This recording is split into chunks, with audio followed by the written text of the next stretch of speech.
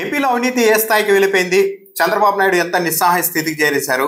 ఎమ్మెల్యేల పనితీరు ఏ స్థాయిలో దిగజారిపోయింది అన్నదానికి ఈరోజు ఏపీఎన్ ఆంధ్రజ్యోతి ఎండి వేమూరి రాధాకృష్ణ గారు రాసిన వీకెండ్ కామెంట్ ఒక నిదర్శనంగా చూడొచ్చు. చంద్రబాబు నాయుడిని ధృతరాష్ట్రుడితో పోల్చారు. అయితే ఇప్పుడు దుర్యోధనుడు ఎవరు అన్న దానిపైన కూడా చర్చ నడుస్తుంది. ఏపీఎన్ ఆంధ్రజ్యోతి ఎండి రాధాకృష్ణ తన వీకెండ్ కామెంట్ లో చేసిన కొన్ని వ్యాఖ్యలు చూస్తే, ఇటు తెలంగాణ అటు ఆంధ్రప్రదేశ్లో కొంతమంది శాసనసభ్యులు లేని అధికారులను సంక్రమింపజేసుకొని ఆయా నియోజకవర్గాల్లో ప్రజల్ని గాలి పీల్చుకోవాలన్న తమ అనుమతి తప్పనిసరి అన్నట్టు వ్యవహరిస్తూ ఉన్నారు అని రాశారు. అయితే ఈసారి ప్రయోగం ఏంటంటే, ఏపీలో మాత్రమే కాదు తెలంగాణలో కూడా ఇదే పరిస్థితుల్లో ఉంది అన్న ఒక జస్టిఫికేషన్ ఇచ్చేందుకు ప్రయత్నించారా అన్న అభిప్రాయం కలుగుతుంది. ఏపీలో అయితే పరిస్థితి పూర్తిగా శృతిమించిపోయింది, కానీ ఇప్పుడు తెలంగాణలో కూడా దాదాపు ఇదే పరిస్థితి ఉందని రాస్తున్నారు. అంటే ప్రజల్లో ఏపీలోనే కాదు తెలంగాణలోనూ అన్ని చోట్ల ఇలాగే పరిస్థితి ఉందేమో అన్న ఒక అభిప్రాయం కలిగే అవకాశం ఉంటుంది ఇలాంటి వ్యాఖ్యల ద్వారా. జగన్మోహన్ రెడ్డి హయాంలో శాసనసభ్యులకు అపరిమితమైన స్వేచ్ఛను ఇవ్వడంతో వారు ప్రభుత్వ కార్యాలయాలను తమ అజమాయిషిలోనికి తెచ్చుకున్నారు. ఇప్పుడు కూటమి ఎమ్మెల్యేలకు అదే ఆదర్శమైంది. అంటే ఇప్పుడు ఈ రోజే కాదు జగన్మోహన్ రెడ్డి హయాంలో కూడా ఇలాగే జరిగింది అని చెప్పే ప్రయత్నంలా ఉంది. ఎందుకంటే కానీ ఇది నిజం కాదు. జగన్మోహన్ రెడ్డి హయాంలో ఎమ్మెల్యేలకు స్వేచ్ఛ లేదు, ఎమ్మెల్యేలని డమ్మీల్ని చేసేశారు, కనీసం వాలంటీర్కు ఉన్న విలువ కూడా ఎమ్మెల్యేలకు లేదు అని వైఎస్ఆర్ కాంగ్రెస్ పార్టీ ఎమ్మెల్యేలంతా తీవ్ర అసంతృప్తితో ఉన్నారు జగన్మోహన్ రెడ్డి మీద అని చెప్పేసి ఇదే మీడియా సంస్థల్లో గత 5 ఏళ్లుగా ప్రచారం చేశారు. ఎమ్మెల్యేలందరినీ డమ్మీ చేశారని. ఆఖరిలో అలాంటి కొంతమంది ఎమ్మెల్యేలు కూడా ఇటువైపు వచ్చేశారు. కనీసం జగన్మోహన్ రెడ్డి ఆఫీస్లో ఎమ్మెల్యేలు వెళ్తే కనీసం రిసీవ్ కూడా చేసుకునే వాళ్ళు కాదు అంటూ కూడా రాశారు. అంటే ఎమ్మెల్యేలు డమ్మీలు చేశారు అని అప్పట్లో రాశారు. ఇప్పుడు తెలుగుదేశం పార్టీ ఎమ్మెల్యేలు విపరీతమైన అవినీతికి పాల్పడుతూ ఉండడంతో ఇప్పుడే కాదు జగన్మోహన్ రెడ్డి హయాంలో కూడా ఇలాగే జరిగింది. ఎమ్మెల్యేలు విచ్చలవిడిగా అప్పట్లో అవినీతి చేశారు. ఇప్పుడు వీళ్ళకి ఇదే ఆదర్శమైంది, అంటే రోల్ మోడల్ ఇక్కడ జగన్మోహన్ రెడ్డి అని మళ్ళీ చూపెట్టే ప్రయత్నం లాగా అనేందుకు అవకాశం ఉంటాయి. ఇప్పుడు ఎమ్మెల్యేలు ఆయా నియోజకవర్గాలకు సామంత రాజులుగా దండనాయకులుగా తయారయ్యారు. తెలంగాణలో కూడా ఇదే పోకడ మొదలయ్యాయి ఇదే పోకడలు. అంటే మళ్ళీ తెలంగాణలో కూడా ఇదే ఉంది పరిస్థితి అని.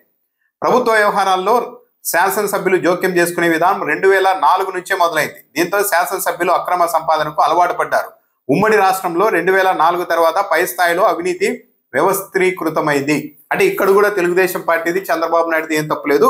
2004 నుంచి, అంటే 2004లో వైఎస్ఆర్ ముఖ్యమంత్రి అయ్యారు. అంటే అప్పటి నుండి ఈ కల్చర్ మొదలైంది అని ఒక ప్రజల్ని భావించేలా చేసే ప్రయత్నంలాగా అనిపిస్తుంది. కానీ ఇక్కడ గమనించాల్సింది ఏంటంటే 2004 ముందే తెహాల్కా అనే వార్తా సంస్థ చంద్రబాబు నాయుడు 10,000 కోట్ల రూపాయలు అవినీతి చేశారు స్కాముల్లో. ఆయన 10,000 కోట్ల రూపాయలు సంపాదించారు. అప్పట్లో 10,000 కోట్ల రూపాయలు అంటే ఇప్పుడు 1,00,000 కోట్ల రూపాయలకి ఎక్కడెక్కడ ఏమేం చేశారంటే ఒక పెద్ద స్టోరీ రాసేశారు. మరి 2004 తర్వాతనే ఇలాంటి అవినీతి మొదలైంది అని ఎలా చెప్పగలుగుతాం? తెహాల్కా అప్పటికే చంద్రబాబు నాయుడు ఆస్తి 10,000 కోట్లు అంటూ కొన్ని ఆధారాలతో సహా ప్రచురించేసింది. కానీ 2004 నుంచి ఇది మొదలైందని ఎందుకు చెప్తున్నారంటే ఇదంతా వైఎస్ఆర్ హయాంలోను జగన్మోహన్ రెడ్డి హయాం కారణంగానే ఇదంతా మొదలైంది. ఇప్పుడు తెలుగుదేశం పార్టీకి కూడా అదే పాకింది అన్నట్టుగా చెప్తున్నారు. కానీ అది కాదు, అప్పటికే చాలా పాకిపోయింది ఈ రాష్ట్రంలో. హైదరాబాద్కు చెందిన ఒక వ్యక్తి ఇటీవల ఉమ్మడి చిత్తూరు జిల్లాలో ఒక ఆస్తి రిజిస్ట్రేషన్ కోసం వెళ్ళగా స్థానిక ఎమ్మెల్యేతో ఒక మాట చెప్పించాడని సబ్ రిజిస్ట్రార్ అడిగారట. ఆస్తుల క్రయ విక్రయాలతో ఎమ్మెల్యేకి ఏం పని అని ప్రశ్నిస్తే సమాధానం ఉండదు. రియల్ ఎస్టేట్ వ్యాపారులు లేఅవుట్లు వేయాలన్నా ఎమ్మెల్యేల అనుమతి తప్పనిసరి. భూ వినియోగ మార్పిడి జరగాలన్నా స్థానిక శాసనసభ్యుడిని సంతృప్తిపరచాలి. చివరకు ఇల్లు, కార్యాలయాల, భవనాల నిర్మాణం కోసం మున్సిపల్ అనుమతులు కావాలన్నా శాసనసభ్యుడి పర్మిషన్ ఉండాల్సిందే. జగన్ రెడ్డి హయాంలో జరిగిన ఇప్పుడు కూడా జరగడం ఏమిటి అని ప్రజలు చికాకు పడుతున్నారు. మొత్తం ఇప్పుడు ఎంత అరాచకాలు జరగాలో అన్ని అరాచకాలు ఇప్పుడు జరుగుతూ ఉంటే వాటన్నింటినీ ఒకవైపు ఎత్తి చూపుతూనే మళ్ళీ జగన్మోహన్ రెడ్డి హయాంలో లాగా ఇప్పుడు జరగడం ఏంటి అని ప్రజలు అనుకుంటున్నారని రాధాకృష్ణ గారు రాస్తూ ఉన్నారు. అంటే మొత్తం మళ్ళీ జగన్మోహన్ రెడ్డికే ఇదంతా చుట్టాలి, ఈ పరిస్థితి ఇప్పుడుది కాదు అప్పటిది, జగన్మోహన్ రెడ్డి వల్ల ఇదంతా తయారైంది అని చెప్తూ ఉన్నారు. విచిత్రం ఏంటంటే శాసనసభకు తొలిసారిగా ఎన్నికైన వారు, కొత్తగా రాజకీయ అరంగేట్రం చేసిన రాజకీయ కుటుంబాల వారసులు ఇలాంటి అరాచకాలకు అధికంగా పాల్పడుతున్నారు. అంటే కొత్త ఎమ్మెల్యేలు ఎక్కువ చేస్తున్నారు. గతంలో శాసనసభ్యులుగా పనిచేసిన వారు ఇలా అన్నింటిలో తలదూర్చడం లేదు. నియోజకవర్గాలను చెడబట్టిన ఎమ్మెల్యేల వల్ల పై స్థాయిలో ముఖ్యమంత్రి చంద్రబాబు నాయుడు చేసిన కృషి బూడిదలో పోసిన పన్నీర్ అవుతోంది. కొత్త ఎమ్మెల్యేలు కూడా దోపిడీకి పాల్పడుతున్న మాట నిజమే, కానీ పాత శాసనసభ్యులు దోపిడీ చేయడం లేదనేది కరెక్ట్ కాదేమో. ఎందుకంటే కొద్ది రోజుల క్రితం రాశారు, ధూళిపాల నరేంద్ర మీద రాశారు. మొత్తం ప్రతి దాంట్లోనూ వేలు పెడుతున్నాడు, ప్రతి దాంట్లోనూ ఇది చేస్తున్నారని రాశారు. ఆంధ్రజ్యోతిలో పేరు రాయలేదు కానీ ఆయన రాశారు. ఓ జమ్మలమడుగులో ఒక ప్రజాప్రతినిధి సిమెంట్ ఫ్యాక్టరీలు మూసివేయించారు. ఆయన ఏమన్నా కొత్త ఎమ్మెల్యేనా? ధూళిపాల కొత్త ఎమ్మెల్యేనా? కాదు కదా. గురజాలలో ఓ ప్రజాప్రతినిధి ఏకంగా 2 సిమెంట్ ఫ్యాక్టరీలు డబ్బులు వేయలేదని 2 నెలల పాటు క్లోజ్ చేయించారు. ఆయన ఏమన్నా కొత్త ఎమ్మెల్యేనా? ఆళ్ళగడ్డలో ఒక ప్రజాప్రతినిధి చికెన్ షాపుల నుండి అన్నింటిలోనూ డబ్బులు వసూలు చేస్తున్నారని నిత్యం కథనాలు వస్తూనే ఉంటాయి.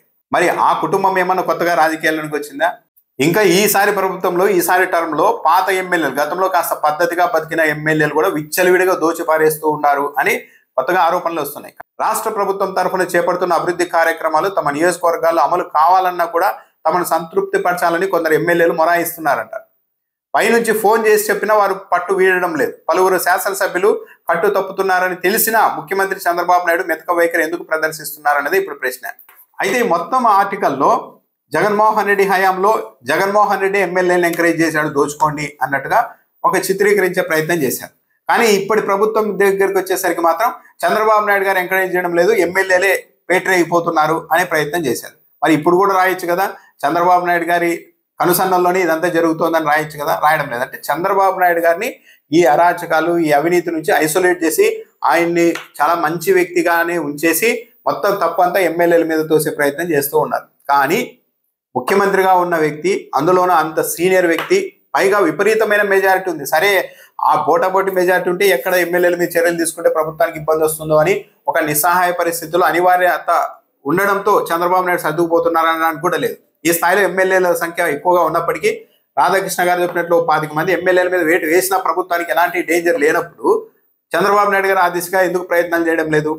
నెలకోసారి హెచ్చరిస్తున్నా అంటూ ఆ పేర్లు కూడా చెప్పరు, మళ్ళా ఎవరిని హెచ్చరిస్తున్నారు, ఎలా హెచ్చరించాలనేది చెప్పకుండా లీకులు మాత్రమే ఇస్తూ ఉన్నారంటే ఇదంతా ఒక సిండికేట్ గా మారి మొత్తం పైనుంచి కింది వరకు ప్రభుత్వానికి చెడ్డ పేరు రాకుండా ఉండేందుకు, నాకు చెడ్డ పేరు రాకుండా ఉండేందుకు ఇలా హెచ్చరిస్తూ ఉంటాను, మీ పని మీరు కానివ్వండి అని ముఖ్యమంత్రి గారి పరోక్షంగా సంకేతాలు ఇస్తున్నట్టుగా ఉంది. లేకుంటే ఇంత అరాచకం జరిగిన తర్వాత నక్సలైట్లు వస్తే బాగుండు అని ఎమ్మెల్యేలే, సీనియర్ ఎమ్మెల్యేలే మాట్లాడుకునే సమయం వచ్చిన తర్వాత కూడా ఒక్కరి మీద చర్యలు తీసుకోలేదు చంద్రబాబు నాయుడు గారు అంటే దీని తప్పెవరిది? ముమ్మాటికి 100కు 100% చివరకు చంద్రబాబు నాయుడు గారు దీనికి బాధ్యత వహించాల్సి ఉంటుంది. ఎందుకంటే ప్రజలంతా చంద్రబాబు నాయుడు గారిని చూసి ఓట్లు వేశారు, ఎమ్మెల్యేని చూసి కాదు. కానీ ఇప్పుడు నేనేం చేయలేను నా ఎమ్మెల్యేని అని ముఖ్యమంత్రి చేతులు ఎత్తేయాలనుకుంటే ప్రజలు ఇవ్వాల్సిన తీర్పు అయితే వచ్చే ఎన్నికల్లో ఇస్తారు. పైనుంచి ఫోన్ చేసినా కూడా మీరు పద్ధతి మార్చుకోండి అని లెక్క చేయని స్థాయితో తెలుగుదేశం పార్టీ ఎమ్మెల్యేలు ఉన్నారని. కానీ చంద్రబాబు నాయుడు గారు ఎందుకు చర్యలు తీసుకోవడం లేదంటే అంటే ఆయన ఎంకరేజ్ చేస్తున్నారు, పరోక్షంగా సంపాదించుకోండి, ఎన్నికల్లో డబ్బులలో ఖర్చు పెట్టాలి కదా అని పరోక్షంగా ఆయన ఎంకరేజ్ చేస్తున్నారని చాలా క్లియర్ గానే అర్థమవుతోంది. కూటమి ప్రభుత్వానికి శాసనసభ్యలో తిరుగులేని మెజారిటీ ఉన్నప్పుడు 25 మంది ఎమ్మెల్యేలపై చర్యలు తీసుకున్నా వచ్చే నష్టం ఏమీ లేదు. ఆ విషయం ప్రజలు, కూటమి ప్రభుత్వానికి శాసనసభలో మెజారిటీ ఉంది, 25 మంది ఎమ్మెల్యేలపై చర్యలు తీసుకున్నా వచ్చే నష్టం ఏమీ లేదు, ఈ విషయంలో ప్రజల తప్పేమీ లేదు, 25 మంది ఎమ్మెల్యేల మీద చర్యలు తీసుకోవచ్చు కదా అని చెప్తున్నారు. కానీ చంద్రబాబు నాయుడు గారు అది తీసుకునే పరిస్థితుల్లో లేరు. ఆయన ఎంకరేజ్ చేస్తున్నారు పరోక్షంగా ఇవన్నీ అన్నది అందరికీ తెలిసిన విషయమే. గతంలో నక్సలైట్ల ప్రభావం అధికంగా ఉన్నప్పుడు శాసనసభ్యులు బాధ్యతగా ఉండేవారు, వారిలో భయం ఉండేది. కొన్ని ఉదంతాలు వింటుంటే మళ్ళీ నక్సలైట్లు బలపడాలనిపిస్తోందని మరో సీనియర్ ఎమ్మెల్యే చెప్పుకొచ్చారంటే పరిస్థితి అర్థం చేసుకోవచ్చు. కరెక్ట్, అంటే నక్సలైట్లు వచ్చేసి ఎమ్మెల్యేలో ఒకరిద్దరిని లేపేస్తే తప్ప పరిస్థితి అదుపులోనికి రాదు అనే స్థాయిలో ఒక సీనియర్ ఎమ్మెల్యే చెప్పారని రాధాకృష్ణ గారు రాస్తూ ఉన్నారంటే ఇక పరిస్థితులు ఎంత అదుపు తప్పిపోయాయి.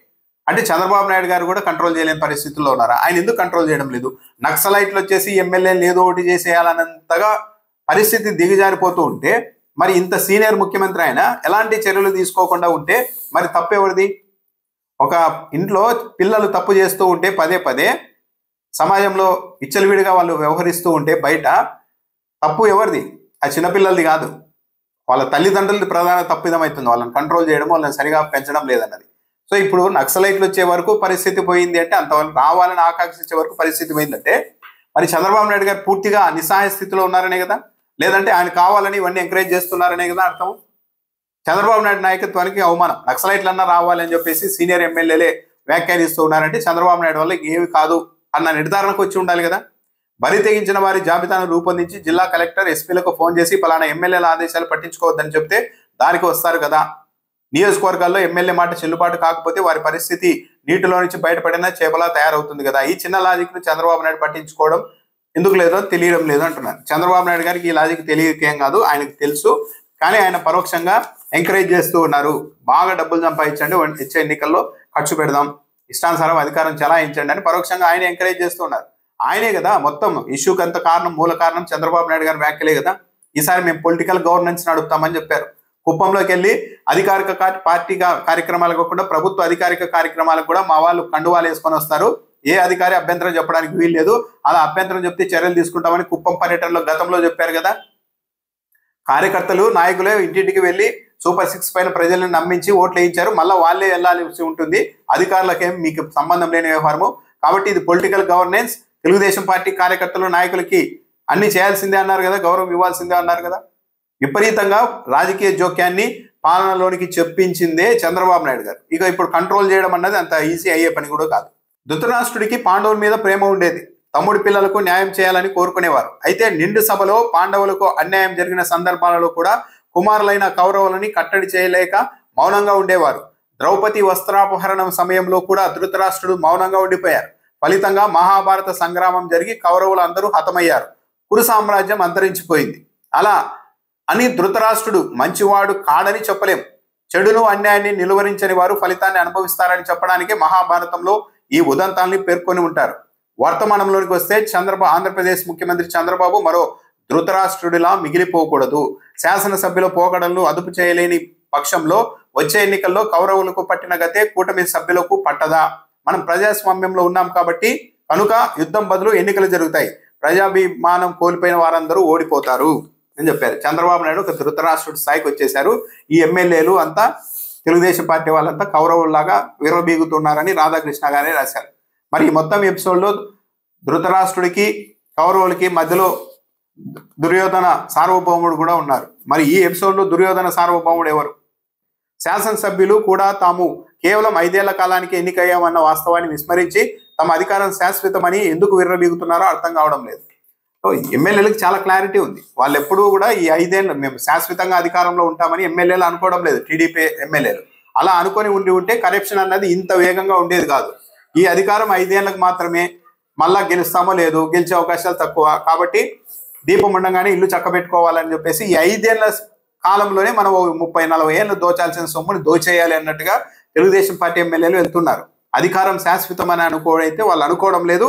అధికారం అశాశ్వతం, 5 ఏళ్ళు మాత్రమే మనకి అధికారం అని చెప్పడం వల్లే వాళ్ళు అధికారికంగా అవినీతి పరంగా అరాచకాల పరంగా ఈ అధికారాన్ని అడ్డు పెట్టుకొని ఈ స్థాయిలో పేటరైపోతున్నారు అన్నది కూడా వాస్తవం.